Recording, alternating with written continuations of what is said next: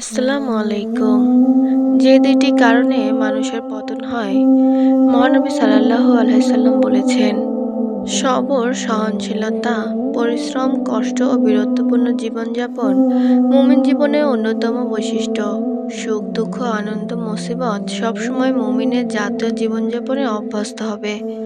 মুমিন মুসলমান কখনো আরামপ্রিয়, কখনো পরিশ্রম বিমুখ, কখনো কোমলতা প্রিয়। অলস, সুখপ্রত্যাশী, অমনোযোগী ও দুনিয়া পূজারী হতে পারে না।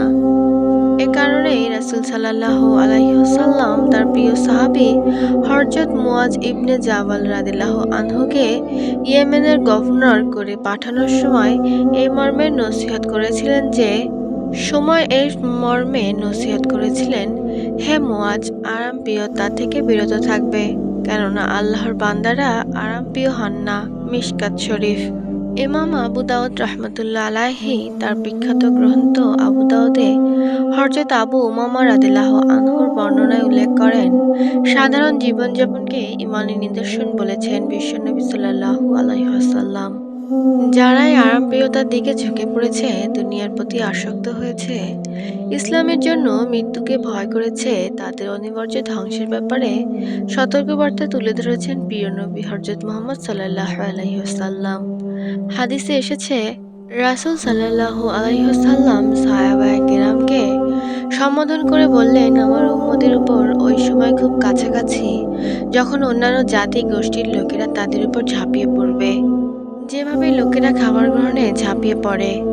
তখন এক সাহাবী জিজ্ঞাসা করলেন, হে আল্লাহর রাসূল সাল্লাল্লাহু আলাইহি ওয়াসাল্লাম, আমাদের সংখ্যা কি এতই কম হবে যে আমাদের ধ্বংসের জন্য অন্যান্য জাতিগোষ্ঠীর লোকেরা একত্রিত হয়ে আমাদের উপর ঝাঁপিয়ে পড়বে?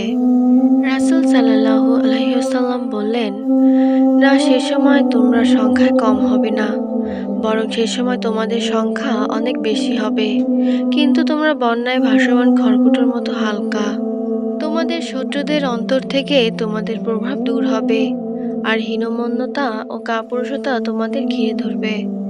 একজন সাহাবী জানতে চাইলেন, ইয়া রাসূলুল্লাহ, কেন এই হীনমন্যতা? তখন তিনি বললেন, এই দুইটি কারণে ওই সময় দুনিয়ার প্রতি তোমাদের ভালোবাসা বেড়ে যাবে আর মৃত্যুকে ভয় করতে থাকবে। বাস্তবেই দেখা যাচ্ছে, মুসলমানের বর্তমানের মাঝে এই দুইটি বিষয় লক্ষণীয় হারে বেড়েছে। পরকালের তুলনায় দুনিয়াকে বেশি প্রাধান্য দিচ্ছে মানুষ। পক্ষান্তরে পরকালের ভয়ে মৃত্যুকে স্মরণ না করে বরং ইসলামের জীবনযাপনে মৃত্যুর আশঙ্কায় দ্বিধাদ্বন্দ্বে ভুগছে মুসলমান। প্রিয় নবী হযরত মুহাম্মদ সাল্লাল্লাহু আলাইহি ওয়াসাল্লামের রেখে যাওয়া হাদিসের ভবিষ্যদ্বাণী প্রতিনিয়ত প্রতিফলিত হচ্ছে, যা থেকে বেরিয়ে আসা মুমিন মুসলমানের জন্য একান্ত আবশ্যক। তবে মুমিন মুসলমান আবার সঠিক পথে ফিরে পাবে। মুমিন মুসলমানের উচিত দুনিয়ায় ভালোবাসা ও ফিতনা থেকে বিরত থাকা, ইসলামী জীবনযাপনে মৃত্যুর ভয়কে দূরে সরিয়ে দেওয়া, পরকালের কল্যাণে মৃত্যুর কথা বেশি বেশি স্মরণ করে আল্লাহর কাছে প্রার্থনা করা, বিশ্বনবী সাল্লাল্লাহু আলাইহি ওয়াসাল্লামের দেখানো পথে ও মতে জীবন পরিচালনা করা, আর এ দোয়া করা, আল্লাহুম্মা ইন্নী আউযু বিকা মিন আযাবি জাহান্নাম ওয়া মিন আযাবিল কবর ওয়া মিন ফিতনাতিল মাহইয়া ওয়াল মামাতি ওয়া মিন ফিতনাতিল মাসিহিদ দাজ্জাল। অর্থ, হে আল্লাহ, আমি জাহান্নামের আযাব ও কবরের আযাব থেকে আশ্রয় চাই, জীবন ও মৃত্যুর ফিতনা থেকে আশ্রয় চাই, আর দাজ্জালের ফিতনা থেকেও আপনার কাছে আশ্রয় কামনা করি। আল্লাহ তাআলা মুসলিম উম্মাহকে দুনিয়ার আসক্তি তথা ভালোবাসা থেকে হেফাজত করুন। পরকালের জবাবদিহিতায় ইসলামের বিধিবিধান মেনে চলার তৌফিক দান করুন।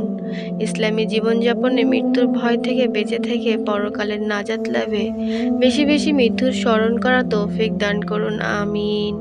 আমার ভিডিওটি ভালো লাগলে বেশি বেশি শেয়ার করে দিবেন এবং আমার চ্যানেলটি সাবস্ক্রাইব করে আমার পাশে থাকবেন। সবাই ভালো থাকবেন। আল্লাহ হাফেজ।